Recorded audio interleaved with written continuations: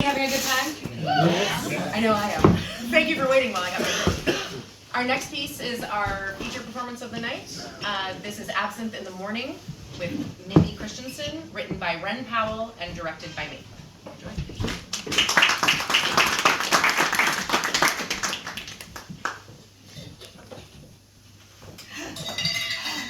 I farted. Yes. And that was the end of that marriage. I thought you'd laugh.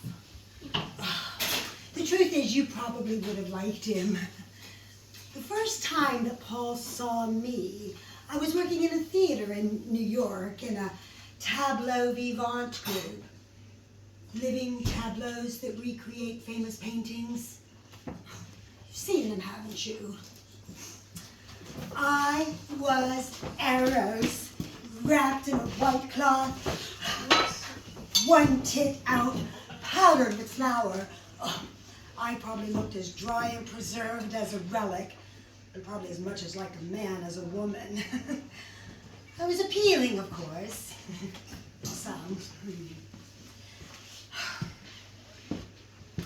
I think our entire relationship started off with a misunderstanding. I mean, it was obvious to me that Paul desired me. I didn't realize until later that he desired me as Eros. Oh, Carl had an accent. It's better than breakfast. Oh, come and sit here. Oh, please, let me join you. Oh, please sit. Paul took me in at once, and I thought, why not? I was free, indigent but free. I'd finally made it to New York after Raynard left me in the middle of that awful country. I felt a bit lost alone in New York. I followed Raynard to Kentucky. And then he left me while I was out tending to apple trees in his orchard, pretending to be some sort of domestic creature. I know that you warned me not to go following Raynard into Kentucky, but I needed more than your friendship. I know now that I didn't need more. I needed and. I needed your friendship and a man who wanted to have sex with women. Raynard was very, very, very good at sex.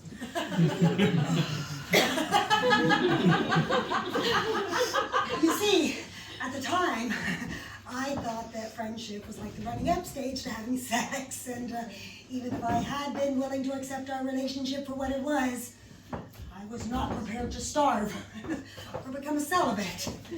Not then. Don't look so surprised. Or do. Maybe I should take a look on your face as a compliment. Maybe I don't look as dead as I feel inside. I feel a bit like an Eros, trapped in resin again. Oh, don't worry, I'm not going to take my tits out. I barely put a dent into it.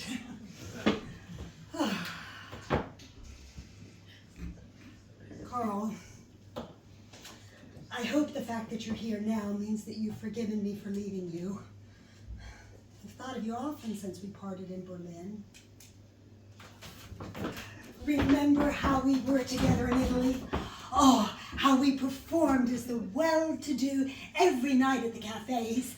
Oh, absinthe and cigarettes, not a care in the world. You would pay for my cigarettes, even if it meant you'd be skipping breakfast the next morning. Oh, that was okay, wasn't it? I mean, we both liked the little stories that were sewn into the fabric of our lives. Sometimes we need a little make-believe. We need an audience to bring us to life.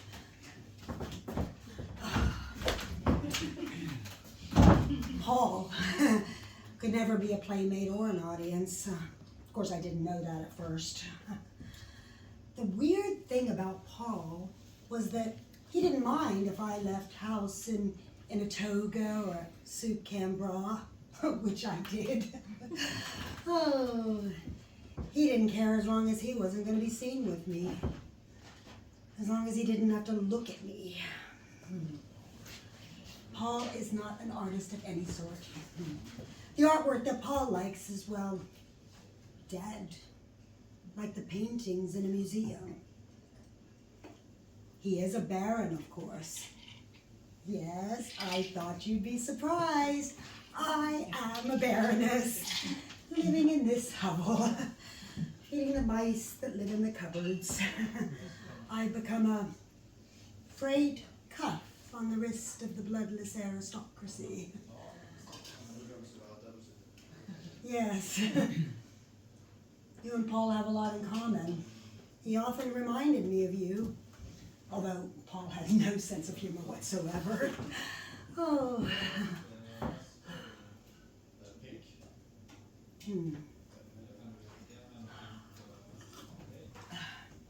Have you heard that American saying, down on his luck? That was Paul. He was disowned by his family for disgracing him. He was broke. He did try to dress nicely, though, wear fine clothes. Despite the frayed cuffs on his slightly yellowing shirts, like yours, he did try to keep up appearances, like you did. There was a time in the beginning when I didn't have to ask for money. I didn't have to ask for anything at all, or give anything, unfortunately. With the Baron, it was about what I had to withhold when I was in his presence. The wet parts of me. Everything of life. Blood, sweat, phlegm. I held them all inside until I was putrid with desires. He tried. I have to say that. He did try. At first I thought that he just liked very young women, and that it was my slight build that had attracted him. At the time, I shaved my body, even my head. Not to please him, no. I'd started doing that long before I met him. He wasn't pleased. He despised my body, which had, up until that point, only been celebrated or ignored. It had been touched, explored, contaminated. Not always, not even often, had it been satisfying for me. But it had been interesting. Even having the clap had been interesting. Oh, man sickness had, over the years, kept my belly full. But I never had to ask for sex. I won't ask for it. I take what I'm given and what I find, and I create its work through the talent of my attention. I have an artist's eye. More than that, I have an artist's instinct to see the potential in objects. I can imbue them with energy. I am an artist and an art object. That's why I've always been so good at croquis modeling. Some women just stand there with their shallow breathing, going a little pale after a couple minutes, and then everything goes a bit slack. Not me. And it's not about stamina. It's about the flow of transitions. It's about the ability to know a good pose, not by watching it, but by feeling it from the inside. It's about the consciousness of the painter's gaze. The painter documents, the artist experiences. True art is as transient as sex, and what's left behind, lovers or sketches, are merely artifacts of the act. You get it, don't you? Paul never did. If I wanted Paul to look at me, I had to play his kind of theater, which I did. or I tried. Until that evening, when we were standing side by side in the salon, watching the sunset. It was a very bourgeois moment when I farted. I could tell you that I didn't mean to, but the truth is I couldn't be bothered not to. Men had paid me because I had sex with them. But denying my own physical being for Paul's sake was the first time that I felt like a prostitute. I was done with it. So yes, Carl, I farted my way out of my marriage. Oh, I don't think he was surprised. He didn't say a word. He went to his bedroom and slammed the door behind him. He was gone the next morning. He went to France to join the war. I heard his death was bloody, wet, and twisted. Not at all like the art he liked so much. The saddest thing is, even in death, Paul couldn't escape the bodily gore of life.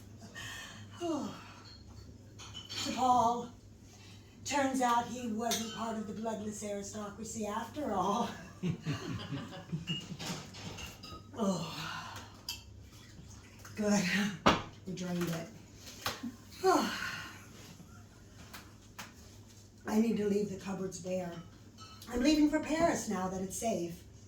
I'm going to open up my own modeling company and hope the artists will pay. Carl, I know we haven't talked in a long time, and it's taken me months to dare to contact you. But I have missed you, more than I've ever missed any lover. And I've learned a lot from Paul. I mean, I made him out to be a dandy, but he did love me the best he could. And I've realized that we can't change who we are, and we can't change other people into who we want them to be.